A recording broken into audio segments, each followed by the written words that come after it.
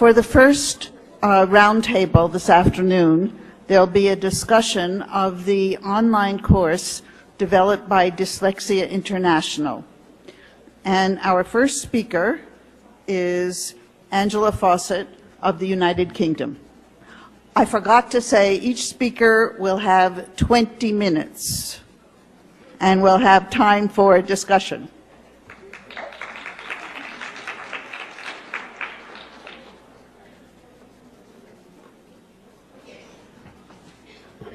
Good afternoon. It's a very great pleasure to be here today, and I'd like to thank Angela and the organisers for inviting me.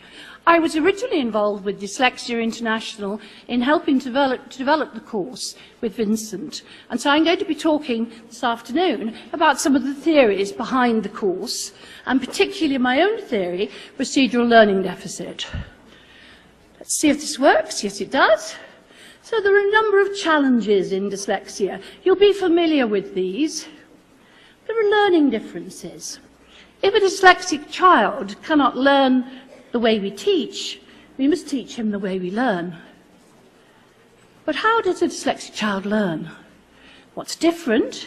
And can we build that into an e-learning course?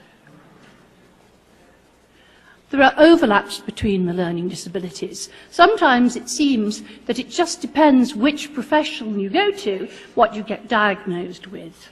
So why is it that there are these overlaps? And how do they impact on the learning of the child?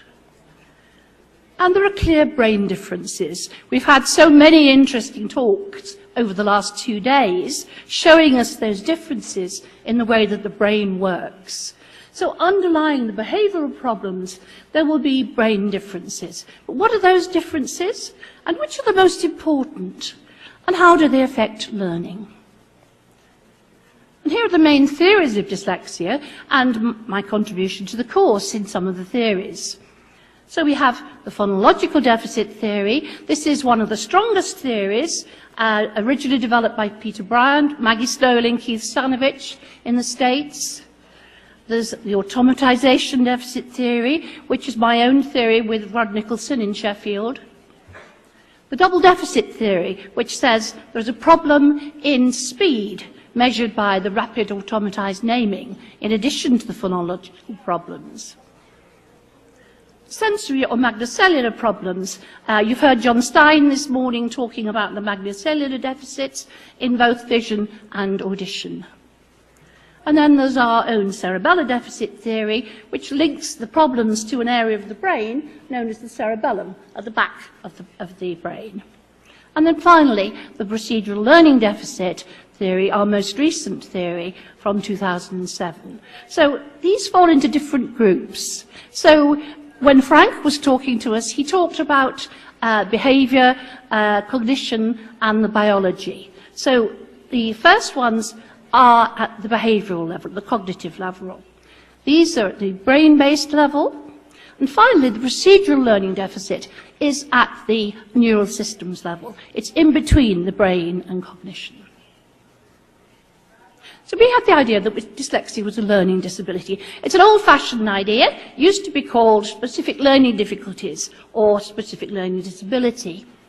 And we suggested that there was some general problem in learning, and that for some reason it's difficult if you're dyslexic to become expert in a task. And that's whether it's a cognitive task or a motor task. And I suggested in the automatization deficit hypothesis, which came from my PhD, that dyslexic children have to actually work harder. They have to consciously compensate to do what other children do, even for simple skills that other children take for granted. So, very important, I think, this idea that children are working harder to achieve what others can do without too much effort. A number of stages in skill acquisition. Again, I'm grateful to the previous speakers for highlighting the route to automaticity.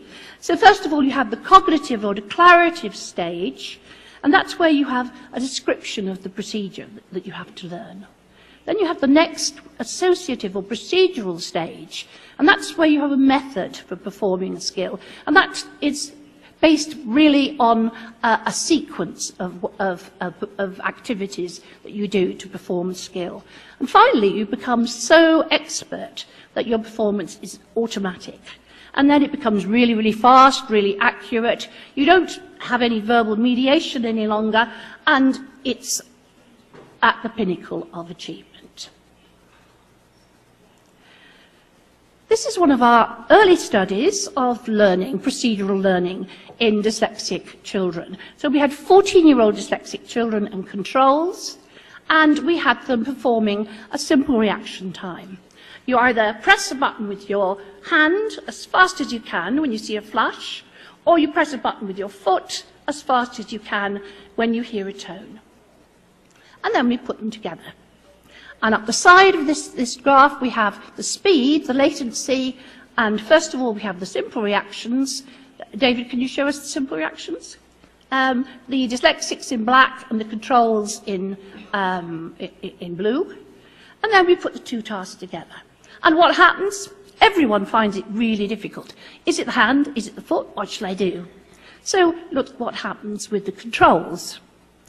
So over 2,500 trials, their performance becomes faster, in fact, than when they were simply pressing the button, when it was a simple reaction time. But look at the dyslexics by contrast. They're all over the place. And so here at the beginning, where they start to learn, there are clear differences between the dyslexics and the controls. And then at the end, where the controls are faster than they were to start with, and the dyslexics never catch up, even on that simple task.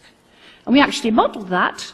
We said there were problems with the initial blending of the two skills. There were more errors. They were slower in their final performance. They learnt more slowly. And we needed to find whereabouts the difficulties lie. So is it the beginning? Is it the middle? Is it the end? You would expect if there were automaticity problems that they would be slower at the end. But our data seemed to show that there were problems right through. So it isn't just an automaticity problem.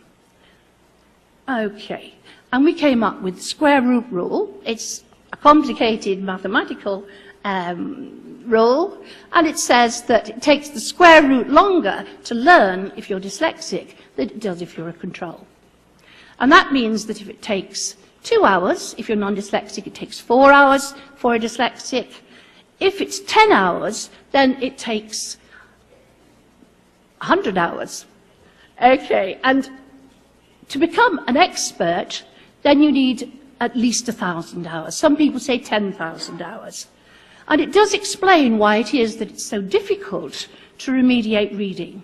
Because if the children start worse, they learn worse, and they end up worse with more errors, it's going to be very, very hard, even for the best teaching, to help them to catch up. And this is why I will say early intervention is the key. And I'm sure Linda will say this later as well. There are different stages and timescales in learning. We'd found problems in all of the stages, but we didn't quite know where they came from. And that study took place over several weeks. But there's the immediate stage of learning, the first few seconds. There's practice, which takes from minutes to hours. And then there's consolidation, which is overnight. And Ken Pugh was talking to you this morning about the difficulties they were finding in consolidation, overnight consolidation. So I want to share with you a study which we did, looking at the consolidation of a simple motor skill. So automaticity, of course, takes days. So this was a study by one of our students, Jamie Needle, and it was a motor sequence learning. We had a sequence of finger presses, same sequence, you repeat it over and over again. And we looked to see how many sequences they could do within a fixed time. So up the side, we have the number of correct sequences, and we start comparing the controls and the dyslexics. The controls are the dotted line, and the dyslexics the solid line. In the middle of the day, again, the controls seem to be faster than the dyslexics at learning. Then we had them go away, come back the next day. And there's supposed to be this magic that happens overnight. You sleep, Stan was telling us about the importance of sleep. You sleep, and everything you've learnt, you remember beautifully. Okay. So when the controls and the dyslexics came back the next day, we found that they still seemed to be having difficulty, the dyslexics. They weren't as fast as the controls. But if we look at it slightly differently, if we look at accuracy as well as speed, and so here we're comparing with the controls, we show first of all that the dyslexics start off very much worse. Their performance is very much worse to start with. In the middle of the day, they seem to be learning beautifully. You wouldn't know the difference between the dyslexics and the controls. But look what happens when they go away and come back overnight. In fact, the controls get better and the dyslexics get worse. And over the rest of that day, they never catch up. So it seems that they're not consolidating. That very basic process that people do, which allows them to really learn easily, is missing, is flawed in people who are dyslexic. And that is with really high-achieving students, not children who are still struggling with their reading, but high-achieving dyslexic students in Sheffield who are expected to get exams at the very highest level. So these are our creme de la creme of the dyslexics, but they're still struggling. It's an important study, that. We then went on to look at speed and accuracy in reading words and nonsense words. And here we've got the number of words that the students can read when it's flashed up very quickly. So at the extreme edge here, can you point for me, David? At 100 milliseconds, you can see that the controls in blue can read the maximum number of words. But we need at least 200 milliseconds for the dyslexic students to read the same words. And these are simple words. Plug, a simple word, pseudo words, plig, an irregular word, a word that can't possibly be, like ulpug. So it works for the words, the regular words, it works for the pseudo words, and also it works for the irregular words. So these high-achieving university students are no more accurate with 260 milliseconds than the controls with 100 milliseconds. There's no better evidence, I think, for the need for extra time in examinations for our university students than this study, showing problems with even very, very simple words. I have a number of explanations here converging on the cerebellum. We've had various people talking about the cerebellum over the course of the last 2 days. There's neuroscience theory which suggests that the cerebellum is involved in a range of cognitive skills, also the cognitive theory. We have our own behavioural data on balance and the development of skills. We have discriminative data which shows that muscle tone is impaired in dyslexia but not in more generalised learning difficulties. And we have practitioners who say we find this sort of problem in learning in a number of the children that we work with. And we also have brain imaging and neuroanatomy. The brain imaging showing a strong deficit, only 10% of the activation in the cerebellum.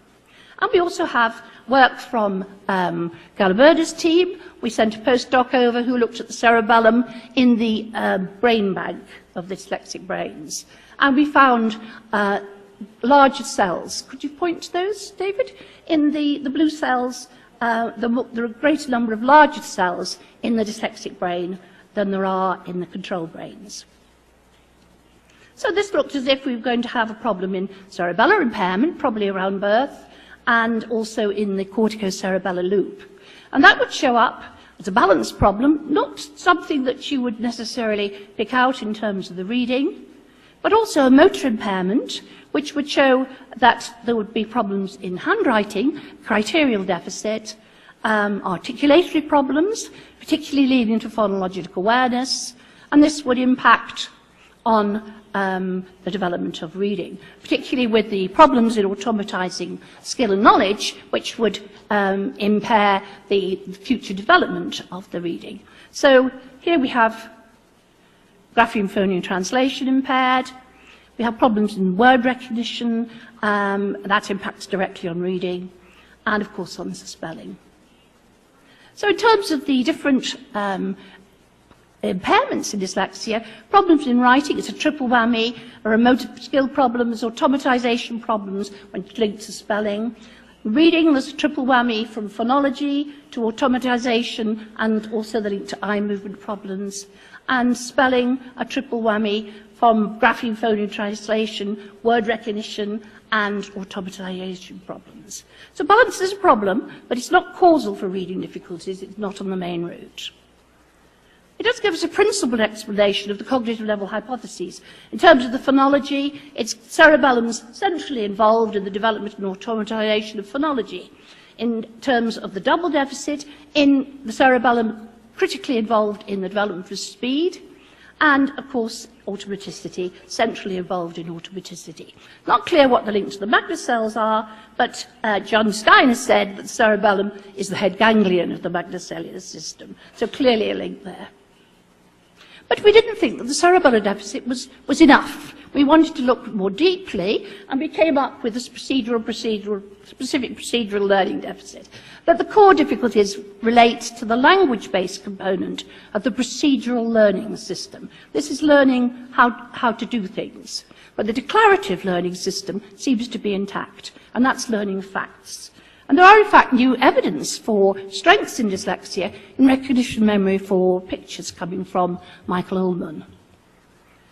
Other components may be overachieving, or they may not be affected.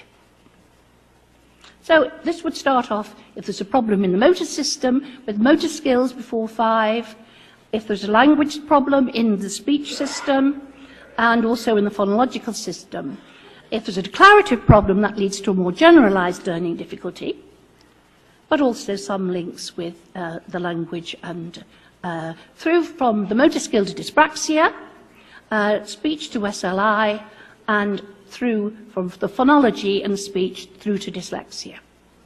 So it's able to explain a range of difficulties. So what does that mean? For a given child, the specific pattern of declarative and procedural difficulties and strengths will be unique to that child. It accounts for the heterogeneity that you find within dyslexia. And we do need to find the way that child learns best.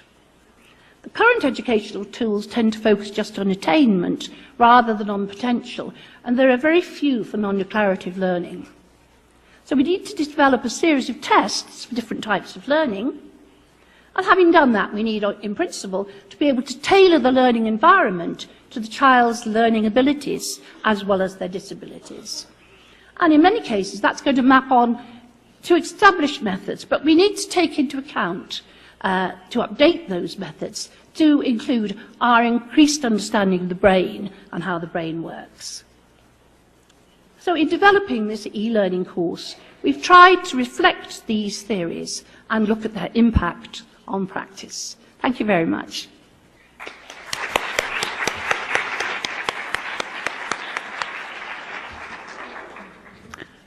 I would like to thank Angela for a very fascinating talk. And we now have some time for questions because she was very good about staying on time. Yeah, it's a training. Are there any questions? Question? No? No? Are you all too stunned? Afterwards we have time for questions. Oh. We move on. Okay. Okay.